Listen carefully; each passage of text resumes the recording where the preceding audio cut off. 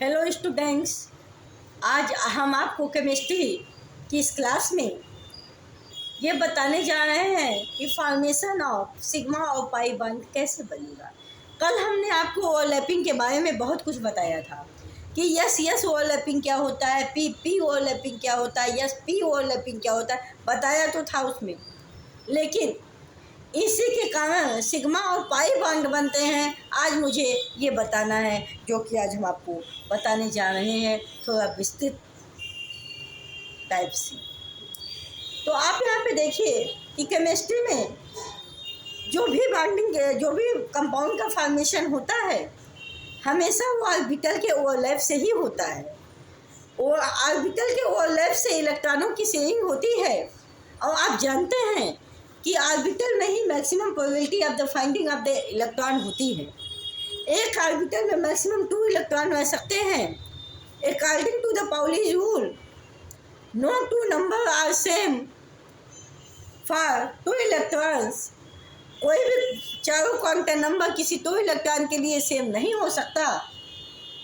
जब भी अगर 3 क्वांटम नंबर एन यस निकालेंगे, तो अगर 3 किसी तरह सेम हो भी गया, तो चौथा जो स्पिन वाले होता है वो जरूर अलग होता है। क्योंकि आप जानते हो कि एक ऑर्बिटल में जो इलेक्ट्रॉन रहते हैं वो अपोजिट स्पिन के रहते हैं।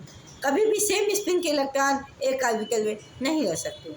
जब अपोजिट स्पिन के इलेक्ट्रॉन स्टूडेंट्स रहेंगे किसी ऑर्बिटल में, तो एक का स्पिन प्लस हाफ होगा, दूसरे का तो माइनस हाफ होगा। तो ऐसे भी चारों क्वांटम नंबर में चौथा तो ऐसे ही बदल जाएगा। तो आज हम आपको यही बताने जा रहे हैं सिग्मा बॉन्ड कब बनता है और पाई बॉन्ड। अक्सर आप कंपाउंड फॉर्मेशन में 2 बॉन्ड देखते हैं या 1 बॉन्ड देखते हैं। जब 1 बॉन्ड आप देखते हैं तो कहते हैं सिग्मा है। जब 2 बॉन्ड देखते हैं तो हमने बताया था कि 1 सिग्मा 1 पाई होता है। जब 3 बॉन्ड उसमें देखा जाता है तो 1 सिग्मा 2 पाई होता है। और हम आपको यह भी बता दें कि जितने भी रिएक्शन यूनिवर्स में पॉसिबल हैं, और due to the breaking and making of pi bond, sigma bond is no responsible for the chemical reaction, but pi bond is totally responsible for the compound formation and for the sharing of electrons and for the bonding formation। तो आप यहाँ पर देखिए कि sigma और pi bond कब बनेगा। बनता तो ओवरलैपिंग से है, लेकिन कंडीशन उसकी क्या होती है। कंडीशन देखिए यस ऑर्बिटल है, यस ऑर्बिटल। जब कभी भी 2 ऑर्बिटल का हेड टू हेड या एक्सियल सीधे एक्सियल ओवरलैपिंग होगा, तो हमारा सिग्मा बॉन्ड बनेगा।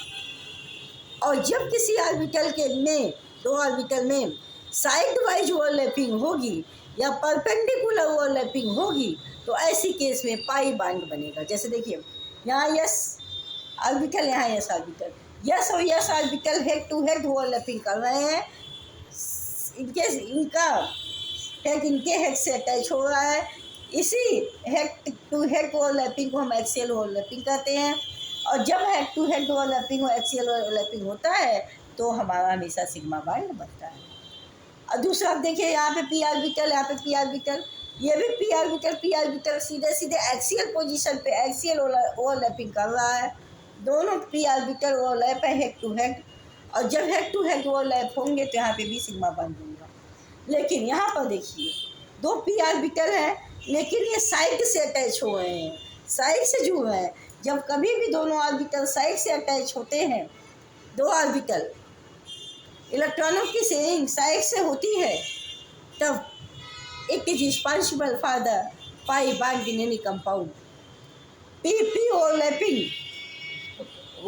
तो पी ही हो रही है, लेकिन ये साइड वाइज ओवरलैपिंग हो रही है। सीधा ओवरलैपिंग एक्सियल ना होके ये साइड से ओवरलैपिंग कर रहे हैं। आप कह सकते हैं कि परपेंडिकुलर ओवरलैपिंग कर रहे हैं। तो ऐसी ओवरलैपिंग में पाई बॉन्ड बनता है। तो आज आप ये भी समझ गए होंगे कि बॉन्ड सिग्मा और पाई कब बनता है।